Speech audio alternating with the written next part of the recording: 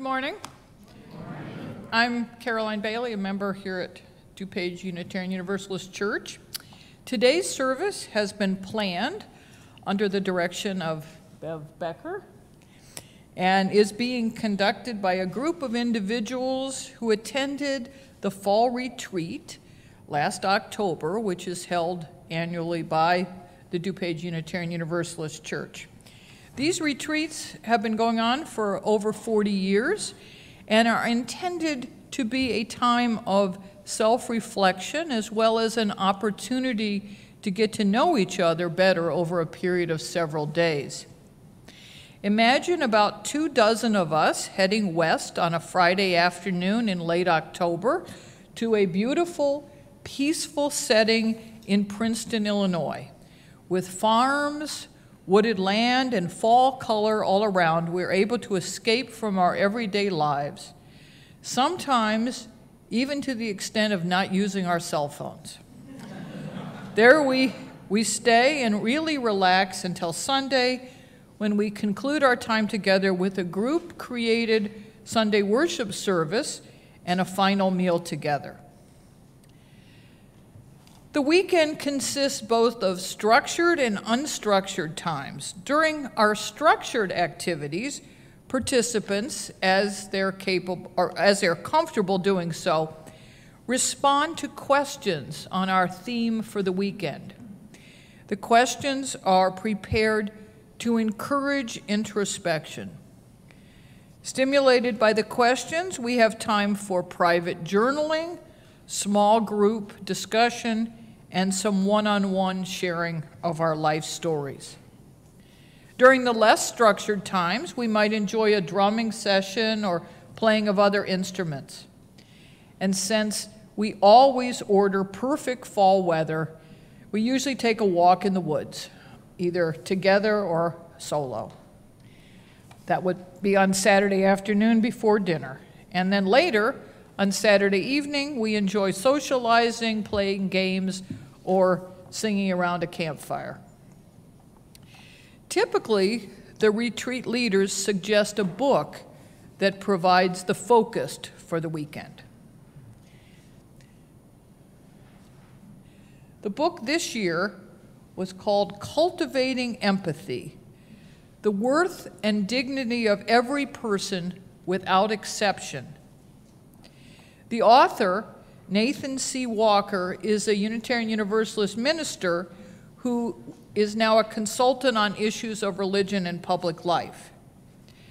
In November of 2016, Cultivating Empathy was chosen as a top book recommended for a post-election detox. It presents a series of essays about Walker's own wrestling with personal and cultural conflicts and his commitment to stop otherizing, which occurs when we either demonize people or romanticize them. Retreat participants learned about Walker's remedy, which is to employ something called the moral imagination as an everyday spiritual practice. We discussed Walker's work in trying to find connection with skinheads, murderers, homophobic preachers, Monsanto executives, and the privileged 1%ers. And through this, we learned a creative and compassionate way to develop empathetic responses. In this morning's service, we hope to give you a snapshot of our retreat activities and what we learned about using our moral imaginations. In studying empathy over our weekend retreat, we were reminded over and over about this truth. Sometimes giving or showing empathy requires us to look at circumstances in a new way, to come at it from a different angle, to use our imagination and really think outside the box. We learned in the retreat that this process could be referred to as using the moral imagination. And when we returned home after the weekend, many of us found ourselves using the moral imagination time and again in our interactions with others, even in traffic jams or while watching politics on TV.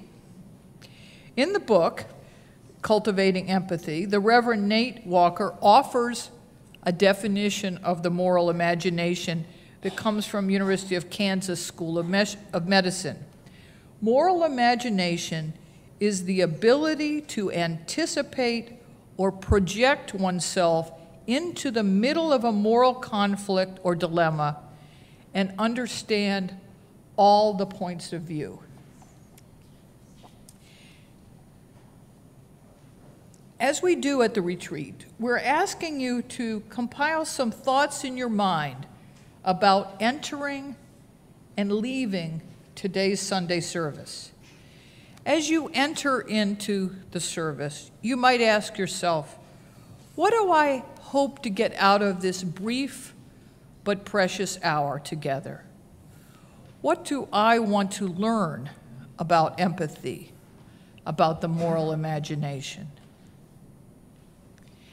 And at the end of the service, as you leave, we hope you will be able to identify some new insights about yourself. Perhaps some new goals for yourself in using the moral imagination and evoking empathy. Perhaps some meaningful words, thoughts, or feelings you might have learned from the Reverend Nate Walker or our retreat participants.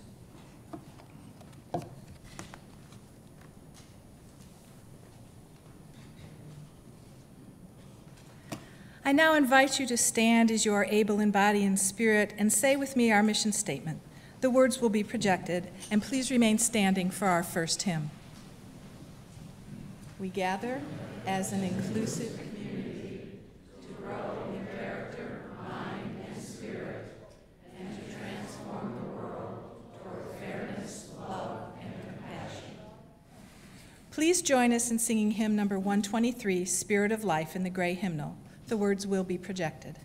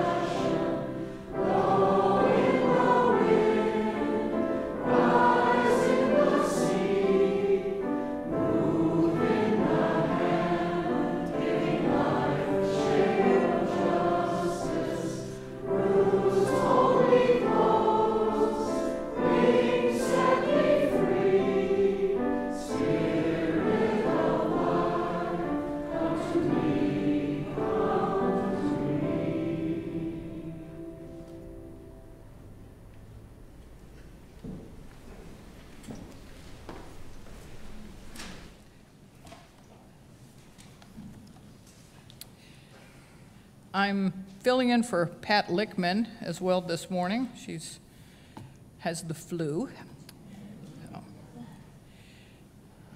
The Reverend Nate Walker shared the following words with his congregation in Philadelphia one Sunday. We, as one strong body, are required to lead by being. When we feel the impulse to be the interrogator, we must choose to be the generator of visions larger than ourselves. When we feel the urge to be enraged, we must accept the invitation to be empathetic and no longer make people the object of our aggression. When we feel the impulse to be furious, let us dare to be curious. When we feel the impulse to be righteous, let us transform our soapbox into a music box. Let us dare to be powerfully playful. And then, After he delivered that Sunday sermon, Tuesday rolled around, and here's what happened to the Reverend Nate Walker and a lady wearing pearls.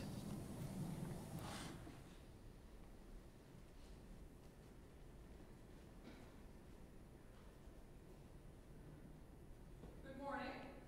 My name is Caroline Bailey. I'm pleased to introduce the Reverend Nate Walker, a Unitarian Universalist minister who wrote the book Cultivating Empathy. Nate's book was chosen by the DuPage Unitarian Universalist congregation as the basis for discussions at their 2017 Fall Weekend Retreat. The book begins with a story of something that the Reverend Nate Walker experienced, and some participants from the retreat will act it out for you. It all began when Nate and his partner Vikram arrived to attend a lecture. Vikram, what's up? Hey there, Nate. I'm really looking forward to this lecture. Yeah. Do you know anything about the speaker? You know, a little bit. What I've heard, he's a really terrific speaker. So I'm glad we were able to get here early. You know how it is with open seating. You get the best seats you can if you come early. So I think coming an hour and a half early was really paid off for us. So.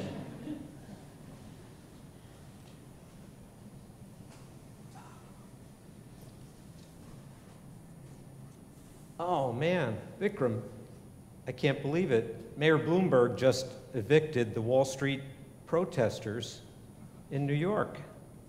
How can you do that? What about the First Amendment? What about the right to assembly and to petition? I've got to read this. Well, while you do that, I'm just going to put my coat on the chair here, so keep it safe. Okay, I you have bet. to use the restroom for a minute. Sure.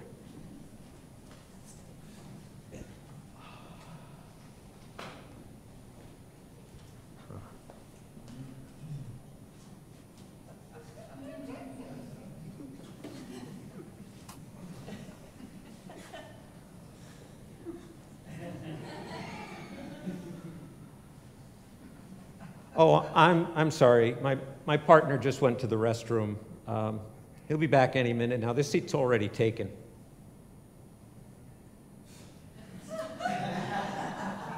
Excuse me. We've been waiting here for an hour and a half. We came all the way from Philadelphia. He'll be back any minute.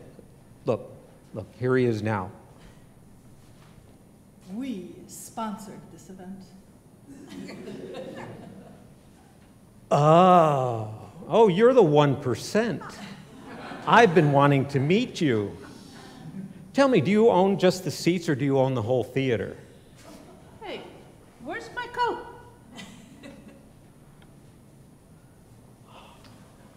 Thank you. Vikram, this lady is the 1%.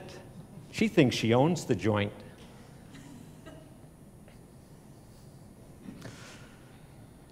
You must be someone really important. Are you famous? I bet you're famous. If you're not famous, maybe I can help you out. There. I think people should know how you behave in the public square. I think I'll label this photo entitlement.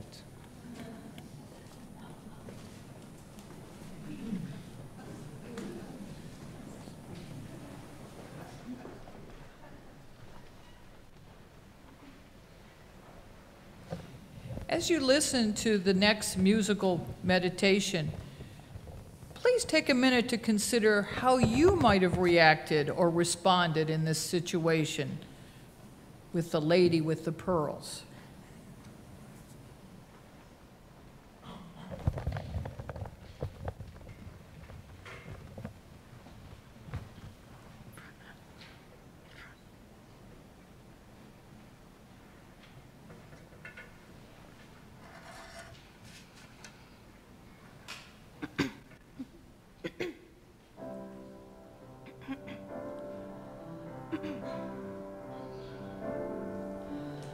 When I am frightened, will you reassure me?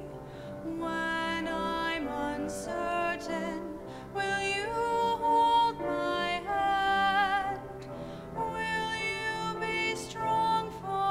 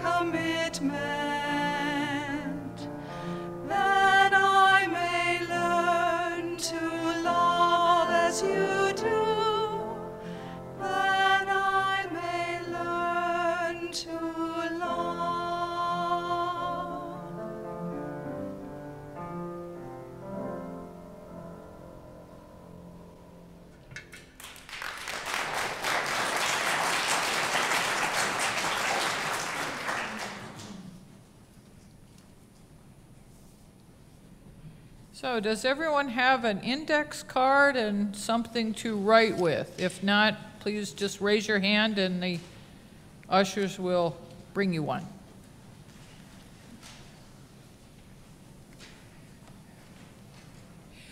We're now going to ask you to engage in an activity that's a mini version of what we do at the retreat.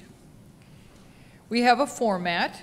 The retreat leaders develop questions about the topic, and the participants have a time to write up their reflections and then share them in a small group. So your assignment here for about 3 minutes is to reflect on the story that Nate Walker tells about his encounter with the lady with the pearls at the lecture. We invite you to use your moral imagination to create a different trajectory to this story. What else might he have done? We're going to give you about 3 minutes to reflect and write down some thoughts on your index card about how you might have responded to the lady with the pearls. What alternatives might you suggest to Nate's behavior? Be creative. Think outside the box. Use your moral imagination.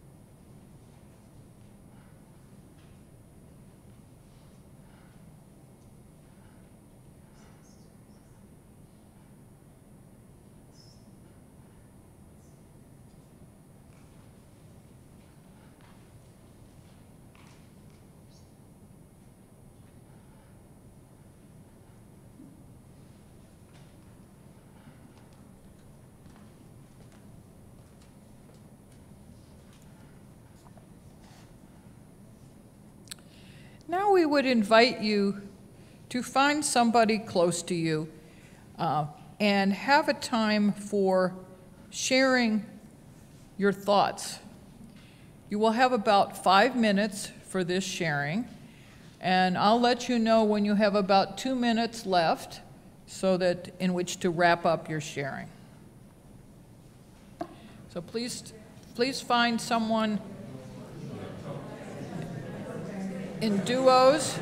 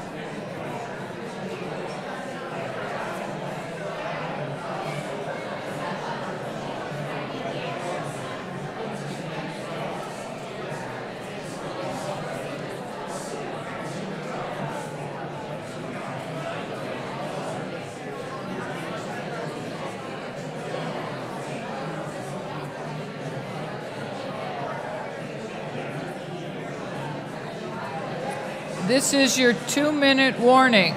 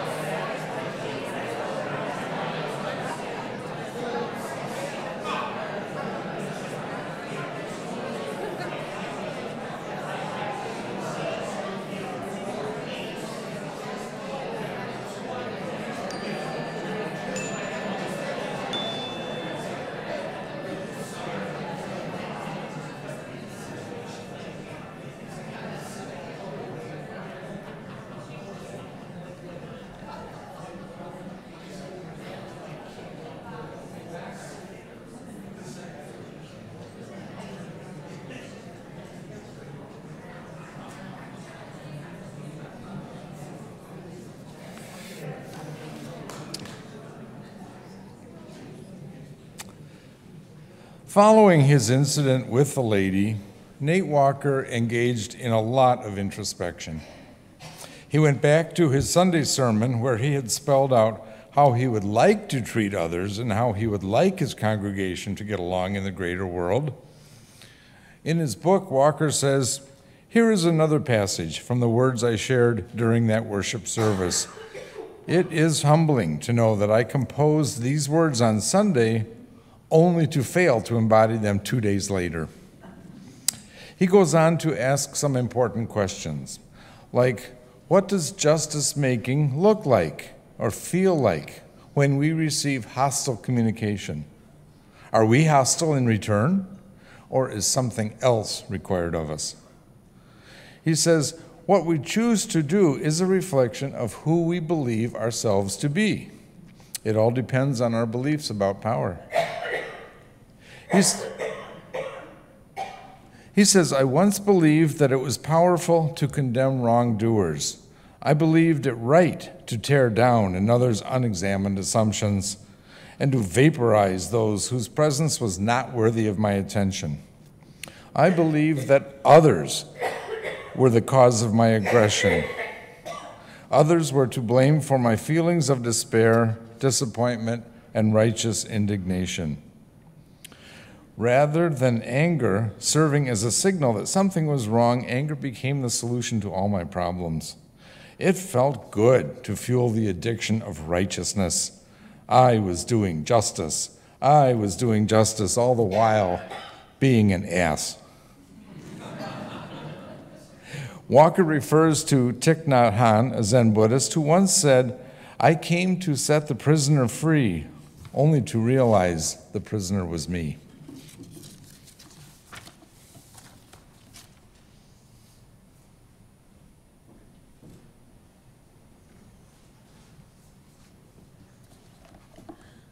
Walker goes on to say, we also emotionally intuit that there is something deeper, and we long for a new way of being. I believe that something is the moral imagination. It is compassion in action. It is leading by being kind and empathetic. It is a vision for using conflicts as opportunities for intimacy and mutual understanding. When anger becomes a solution, even our only solution, then our compass is pulled away from true north, and we become lost and confused. To find our way home, we must tend to our anger. Thich Nhat Hanh teaches that when your house is on fire, we must first extinguish the flames, not chase after those we perceive to be the arsonists. Nate Walker takes a critical look at Unitarian Universalist congregations and comments on the sometimes superior stance that might be taken by some. He calls this liberal fundamentalism. He reminds us that perhaps, as a group, we might not always be right. He reminds us to use our imagination as we try to walk in the shoes of another person or group. Here's what he says about that. When religious communities are deeply rooted in a culture of the moral imagination, then the world is better off. We can be people of such a religion, making religion truly liberating, behaving in ways that build one another up rather than tear down. We can do this by grounding our religious identity in everyday practices that invite us into a new way of being. We are reminded of the support provided by our DUUC community, where we are able to express and ponder upon happenings in our lives, not to criticize, but to process together.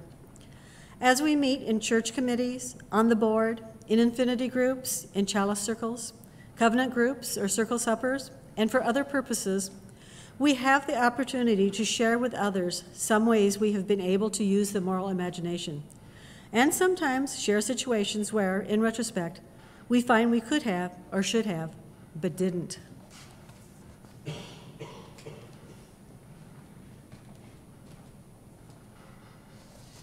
Nate Walker writes, each time we gather, someone among us will have the courage to cast a vision, and we will collectively ask whether such a vision is idealistic or realistic.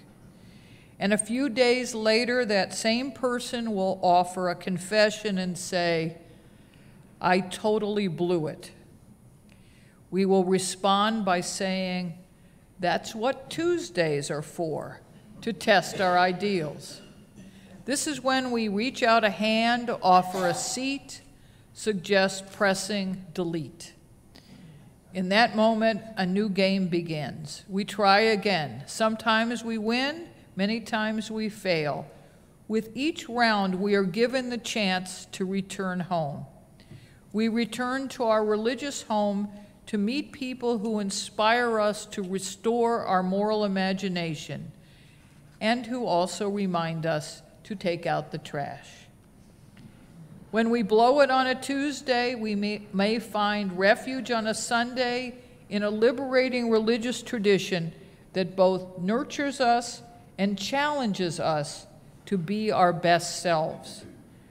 We may find refuge in putting down the torches and choosing not to storm the castle.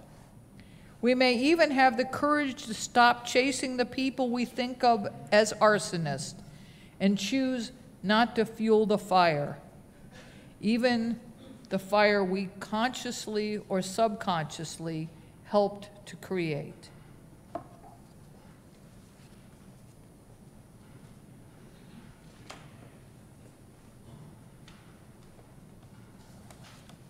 Now you are invited to a moment of quiet reflection. How do you, as an individual, use the moral imagination to practice empathy? On a larger scale, how can we, as a religious community, practice empathy in our justice seeking? These are questions we brainstormed answers to at our retreat. Please join me in this loving kindness meditation. Settle into your chair, feet touching the ground, eyes gently closed. Begin with yourself. Take a few deep breaths to clear your mind. Then slowly, silently recite the following words inwardly, focusing on your own well-being. May I be filled with loving kindness. May I be safe from inner and outer dangers. May I be well in body and mind. May I be at ease and happy.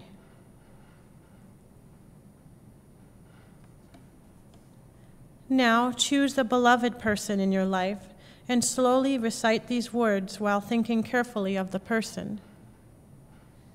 May you be filled with loving kindness. May you be safe from inner and outer dangers.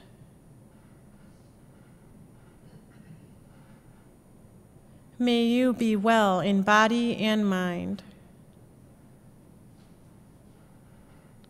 May you be at ease and happy.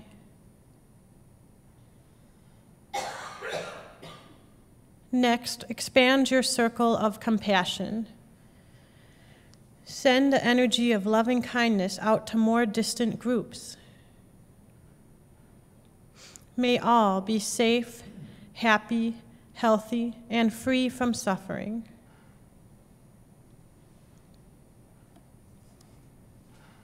You may now open your eyes. Now we offer these words of encouragement from Alex Els that speak to what we want to be. Show up for people. Offer what you can. Be unselfish.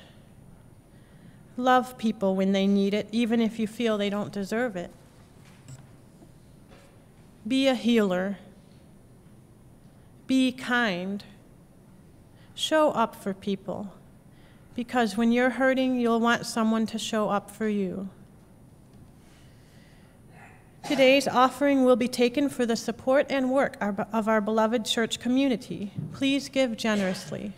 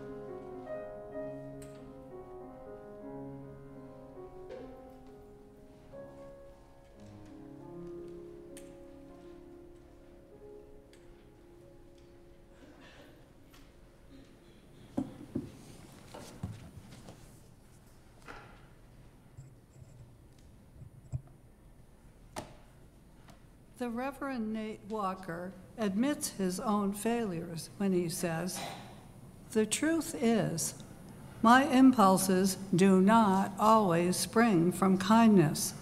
I feel sad and a bit embarrassed to admit it, but it is true. I do not like that part of myself. I do not want to be known for humiliating people. I regret the way I treated the woman in pearls." He goes on to admit that the minute he sees something he considers an injustice, he pounces on it. He says, "I cast myself in the role of the righteous one. I have long since mastered this role. I rehearse it when watching the political pundit, when reading the flaming blog. It is the same old game in which success is built upon demeaning others rather than making meaning of our lives." Regarding the lady with pearls, Walker asks, "How could I have made meaning in this situation? What were my options? To just give her the seat? To quietly sit by and smile nice and talk pretty? I am curious about what others would have done in this struggle." Walker raises some good questions we might want to remember to ask ourselves when facing a moral dilemma or difficult interaction. Listen and consider whether you might want to ask these questions of yourself. Why am I behaving in these ways? When and where did I learn these patterns? Why did I react in this way? And would others have done the same? What was it about that person's language or behavior that had so much power over me? What was keeping me from cultivating genuine empathy for those I held in contempt? Was it my pride? Was it my fierce need to be right? At what cost? The cost of eroding the humanity of another while diminishing my own? Walker says he has learned that the antidote to this circle of suffering was to begin a daily, lifelong experiment with the moral imagination. To experiment meant trying and trying again, aware that in some instances we succeed in being moral and in others we fail. Imagination meant intentionally envisioning something that is not apparent. Walker admits it became a real challenge to try to manifest these experiments in his everyday actions.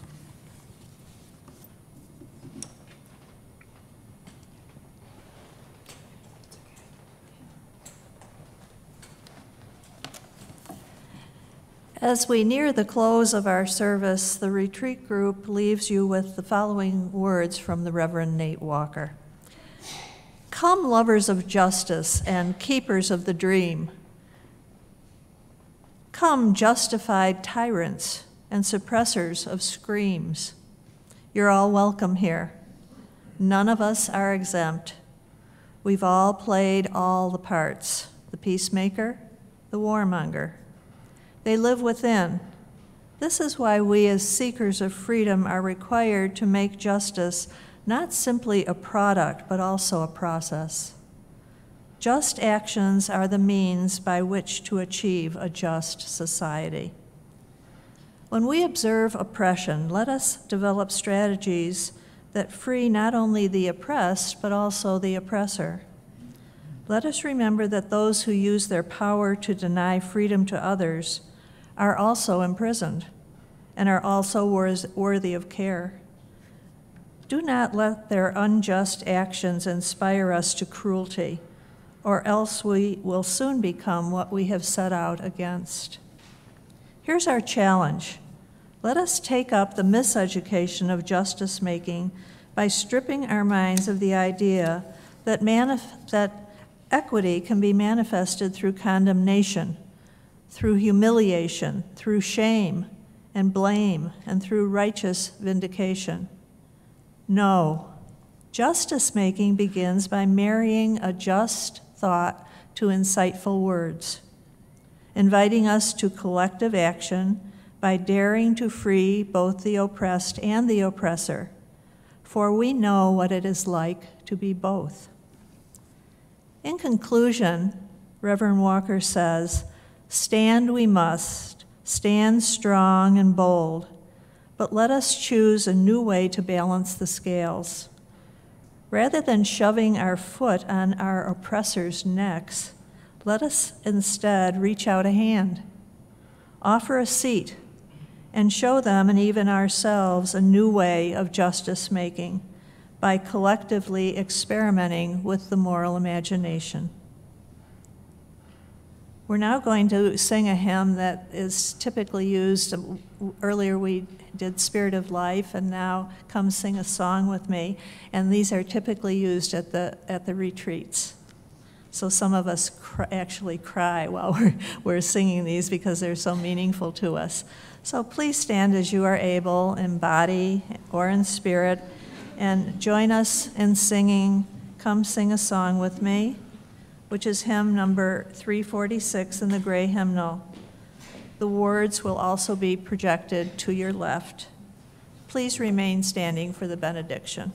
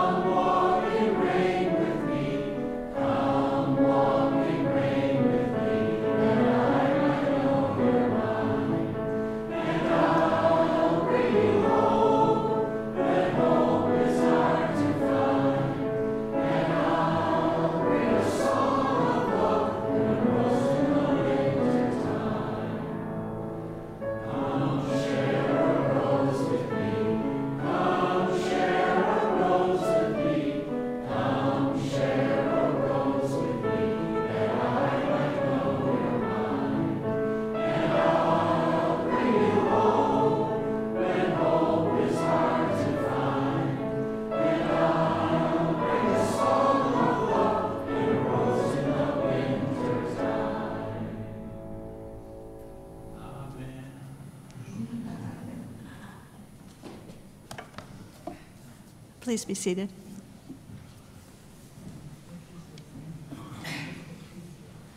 The benediction you're about to hear is used at the end of our Sunday service at the retreats.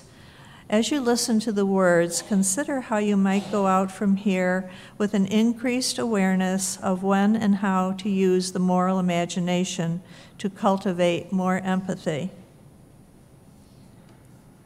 Now, please join hands.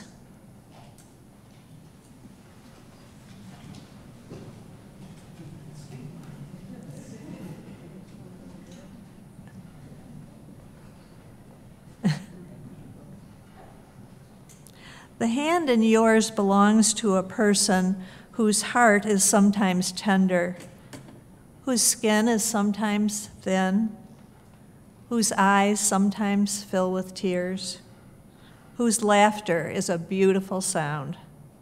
The hand that you hold belongs to a person who is seeking wholeness and knows that you are doing the same. As you leave here today, may your hearts remain open May your voices stay strong, and may your hands remain outstretched with empathy. Blessed be. Now I invite you to do two things. One is, if you're interested in the retreat for next year, to mark in your calendar that the retreat will be held October 19th to 21st, 2018. And I also invite you to greet those around you, especially those you don't know very well. And I invite you on your way out to take a look at the posters along the wall in the passageway to Creeves Hall. Those are posters that were created at the fall retreat by the participants on empathy.